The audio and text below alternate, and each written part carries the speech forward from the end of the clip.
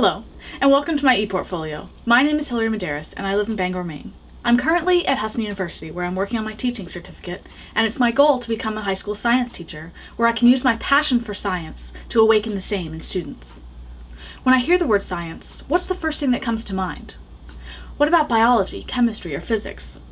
I think about the wonder of nature and the beauty of all things on the earth. I think about how many different ways there are to see a sunset, and how many different people see it.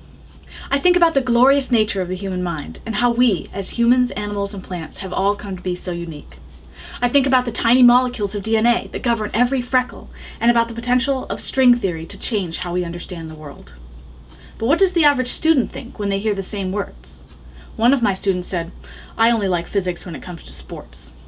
A different youngster of mine eloquently put science as a subject to immerse myself in and never climb out. When thinking about favorite science teachers, many students will always remember someone that made them say, "Oh, that's how that works." One of my kids honestly wrote, "I will admit, I hate and still hate science, but one teacher made it fun."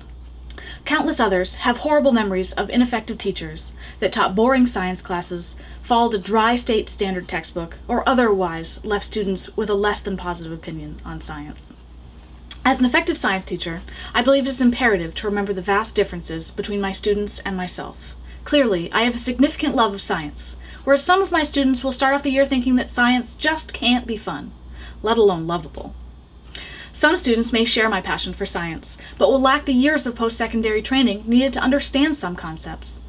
Many students may never be clear about their feelings towards science, which would make the life of any teacher a little more challenging.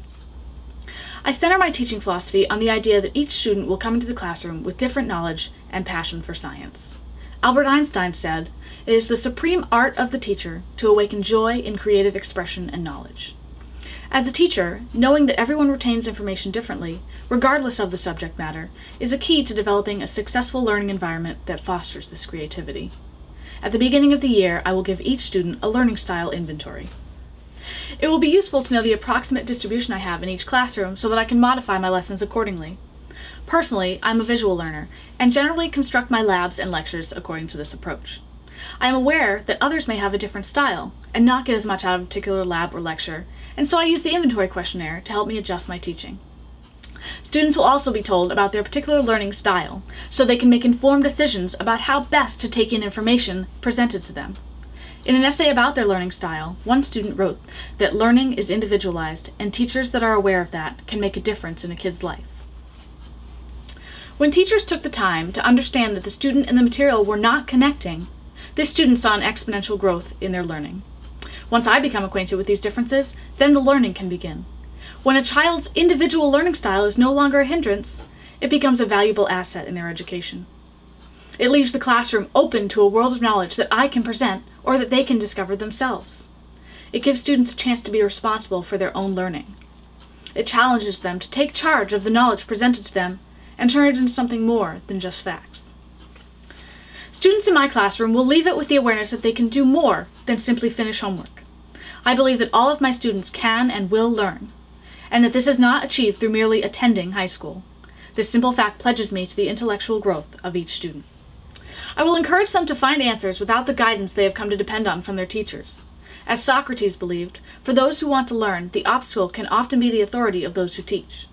It is my goal to eliminate the instinct of a student to first ask the teacher what to do, the crux of this process being to develop the students into cooperative and independent learners.